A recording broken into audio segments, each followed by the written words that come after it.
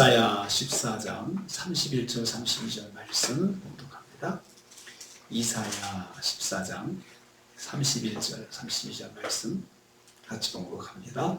성문이여 슬피 울지어다, 성읍이여 부르짖을지어다. 너 블레셋이여 다 소멸되리로다. 대저 연기가 북방에서 오는데 그 대열에서 벗어난 자가 없느니라.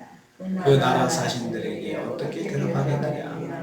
여호와께서 시온을 세우셨으니 그의 백성의 곤고한 자들이 그 안에서 피난하리라 할 것이니라. 아멘. 아멘. 오늘 말씀은 블레셋이 아수르 대군의 침략으로 무너져 내릴 것을 구체적으로 말씀하고 있습니다. 계속해서 블레셋의 심판에 대해서 말씀을 하고 있는데요. 이제 좀 더 구체적으로 설명합니다. 성문과 성읍이 슬피 울며 부르짖어야 할 것이다 말씀하고 있습니다. 31절 말씀입니다. 성문과 성읍에게 슬피 울라고 권하고 있습니다. 부르짖으라고 권하고 있습니다. 성문은 아수르 군대가 블레셋으로 들어가는 통로입니다. 블레셋을 침략하면 성문을 통해서 이제 들어가야 되는 것이죠. 성읍은 거민들이 거주하는 생활구역입니다. 블레셋의 성문이 아수르에게 돌파되어서 점령될 것, 성읍이 점령된 것을 말씀하고 있습니다. 이 말은 블레셋의 패망이 너무나도 자명하게 다가올 것을 강조하고 있습니다. 성문들이 탄식하는 거죠. 성읍들이 슬피 우는 거죠. 그러니까 그만큼 그 땅에 그런 슬픈 일들이 일어난다는 것입니다. 반드시 일어날 것을 구체적으로 설명해 주십니다. 블레셋이 충격과 슬픔에 빠질 것입니다. 우리가 그렇게 당하다니 하고 그들이 울 것입니다. 블레셋은 사람들이 죽을 때 통곡하는 것처럼 슬프게 부르짖을 것입니다. 이것은 하나님의 경고가 명확하다는 것입니다. 명확하게 주어지는 것이죠. 성문과 성읍들이 이렇게 탄식할 것이다 라고 하나님께서 명확하게 말씀해 주시는 것입니다. 두 번째로 블레셋은 소멸될 것입니다. 29절 말씀입니다. 31절 후반부의 말씀입니다. 블레셋은 소멸된다, 완료형으로 표현하고 있습니다. 앞으로 일어날 일인데 이미 끝난 것으로 표현하고 있습니다. 너무나도 분명하게 현실화될 것이기 때문입니다. 이 예언은 되돌릴 수가 없다는 것이죠. 이미 끝난 하나님의 말씀이기 때문에 되돌릴 수가 없다. 만약에 미래적인 사건으로 할 것이다 라고 했을 때는 중간에 여지가 있을 것입니다. 우리가 먼저 회개하고 그런다면은 이게 변할 수도 있겠지만 이미 다 소멸되었다라고 말씀했기 때문에 되돌릴 수 없는 일이 된다는 것입니다.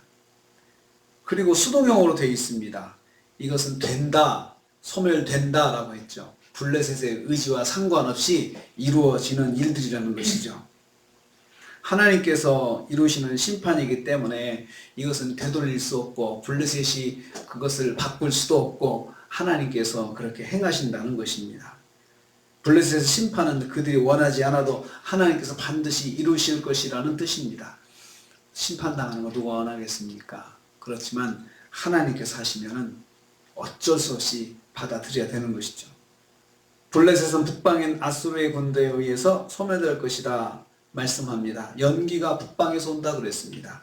연기는 불의 연기죠. 그래서 북방에서 온다는 것은 아수르의 군인들이 온다는 것입니다. 거기 말씀 보면은 대열에서 벗어난 자가 없다.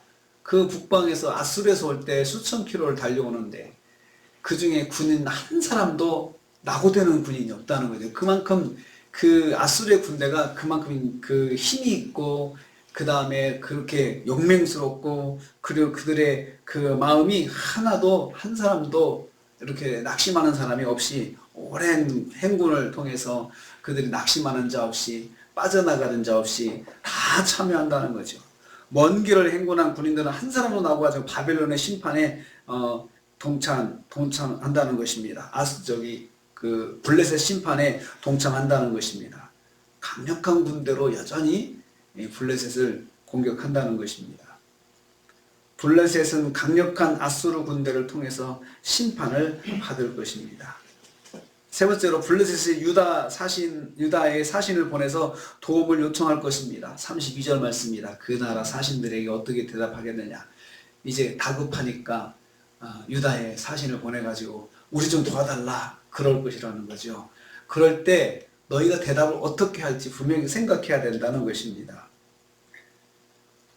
와가지고 그럴 것입니다. 우리 반아수르 동맹을 맺자. 우리 둘이 힘을 합쳐가지고 아수르를 저항하자. 아수르에 대항하자라고 이제 사신이 올 거라는 거죠. 그리고 이제 그렇게 말하겠죠. 우리가 무너지면 그 다음에 너희야. 너희니까 이제 조금 지나면 너희들이 또 공격을 당할 거니까 우리하고 힘을 합치자라고 말을 할 것이라는 것입니다. 사신들이 올 때 어떻게 대답할 것이냐? 여호와께서 시온을 세우셨으니 너희 이 유다는 하나님이 세우시는 나라야. 그들이 블레셋하고 힘을 합친다고 세워지는 것이 아니야. 그러니까 그들한테 대답을 분명하게 하라는 거죠. 같이 할 수 없다. 이렇게 대답하라는 것입니다. 반아수르 동맹을 맺을 필요가 없다는 것이죠. 여호와께서 시온을 세우셨기 때문입니다. 유다 백성들은 오직 여호와 안에서 피난해야 될 사람들입니다. 오직 하나님만 의지하고 하나님께 피할 생각을 해야 한다는 거죠. 그때 너희들도 위협을 느끼고 불안함을 느끼고 그래 우리 힘을 합치자라고 그렇게 대답하면 안 된다는 것입니다. 블레셋과 손을 잡고 아수르에 대항하려 하면 안 된다라고 말씀을 하고 있습니다. 하나님의 백성은 하나님을 제쳐두고 하나님 밖에서 피난처를 찾지 말아야 한다는 것입니다. 어려울 때 하나님의 백성들이 하나님께 더 나가고 하나님을 의지해야 되지 세상을 의지하려고 하면은 안 된다는 것입니다. 하나님께서 이처럼 블레셋의 심판을 통해서 또 그들의 심판이 유다한테 영향을 주는데 자꾸 힘을 합치자 그렇게 온다는 거죠. 우리도 불안을 느끼고 옆에서 어떤 어려운 일이 일어날 때 우리도 불안을 느끼고 하나님께 더 가까이 나가야 되는데 불안을 느끼면 그런데 불안을 느끼면 하나님을 붙잡지 않고 세상을 의지할 수 있다는 것이죠. 그렇게 하지 말라는 것입니다. 오늘 하나님께서 블레셋의 심판에 대해서 더 명확하게 말씀하시면서 그것이 이 하나님의 백성들한테 영향을 줄 것인데 그때 세상을 의지하지 말고 더 하나님을 의지하라. 그러니까 블레셋의 심판은 유다에 대한 경고이기도 하죠. 바로 옆에서 아수르에 의해서 블레셋 심판을 받는 거 보면은 하나님의 백성들은 더 정신을 바짝 차려야 되지 않겠습니까? 야, 이렇게 옆집에서 이런 일이 일어나니 우리가 더 정신을 바짝 차려야겠다라고 하면서 하나님을 더 의지해야 되는데 그런 일을 가지고 의지해야 되는데 더 세상을 붙잡고 세상을 의지하려고 할 수도 있다는 것입니다. 그런 미혹에 빠지지 말라는 것입니다.